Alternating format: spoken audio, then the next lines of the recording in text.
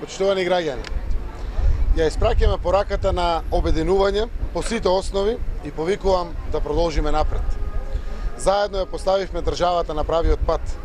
Нашата држава е и ќе биде среќен дом за сите граѓани.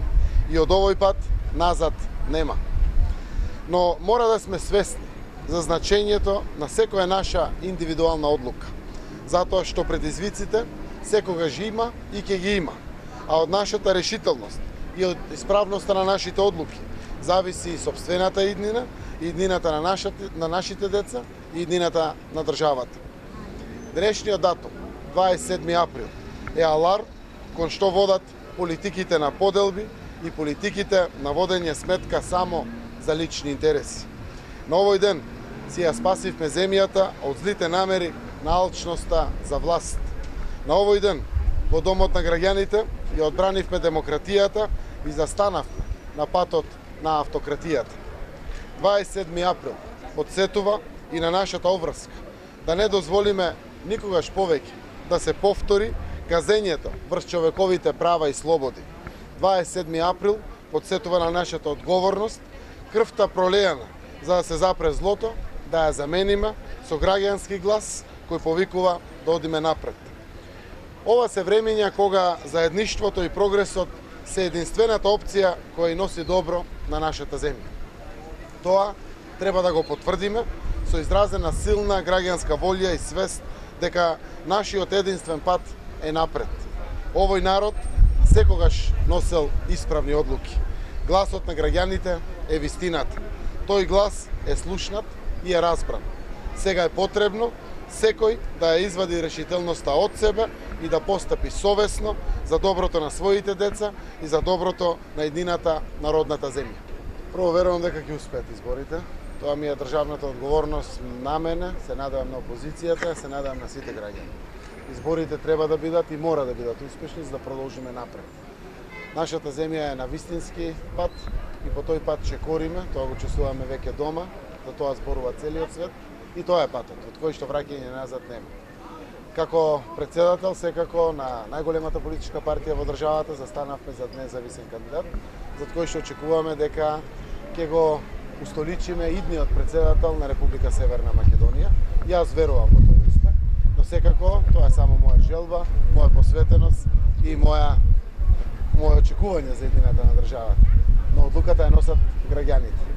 Секако ако граѓаните одлучат поинаку, јас реков веќе јавно и повторам, ќе проектираме датум за предвремени парламентарни избори. За мене е многу важно, дури низ ваквите тешки процеси, да го изнајдеме начинот како да се помириме, да си подадеме рака. Малку сме. Една шака народ ни е Македонија. Малку народ и верувам дека треба и простувањето и пред овие големи празници уште еднаш да го спомнеме, заради тоа што нема крај ако еден на друг само лошо мислиме, лошо правиме или слично, но секако тоа се случи преку едно разграничување на насилството и организацијата на немилиот настан на 27 април со сето она што било стихија, водено или граѓански аспект на влегување во парламентот. После тоа разграничување падна и судските пресуди. За мене како граѓанин е важно правниот систем да исполни својата мисија, тоа е да не се повтори никогаш повеќе. Казните, според мене, се соодветни за да не се повтори повеќе, да не му падне на никој друг во државата да повтори вакви настани, кои што сите се трудиме да ги заборавиме. Добро, јас знам дека Министерството за правда и Министерката за правда се гледа со луѓето од ВМРО-ДПМН и нивниот главен преговарач.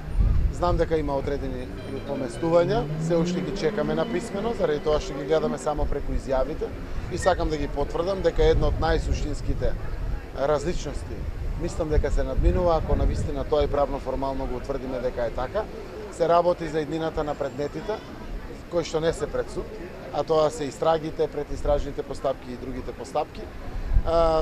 Тоа што е утврдено во законот, верувам дека и така ќе биде на крајот и потврдено, а меѓусебно и така преку диалог постигнато, да јавниот обвинител се уште двајца јавни обвинители со стаж поголем од 15 години направат прераспоредување на тие предмети кај соодветни обвинителства и соодветни обвинители од самите тие обвинителства, а самите обвинители да утврдат која е еднината на самите предмети. Што значи, нема ние политичарите да утврдиме што е иднината на предметите. Нема во закон тоа да го направиме, заради тоа што тогаш испаѓа дека политиката ја утврдува ваквата иднина. Треба правниот систем, токму обвинителите, да ја добијат таа шанса и тие да утврдат што тоа ќе биде преточено во обвинение, каде тоа судовите ќе продолжат постапките до конечни пресуди или слично.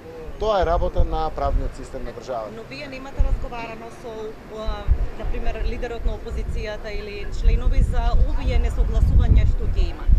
Не, ние не, заради тоа што последната средба беше јавно објавена и соопштивме дека се видовме и двете страни и тогаш ги дадовме ваквите насоки. Една од најсуштествените проблематики беше токму таа.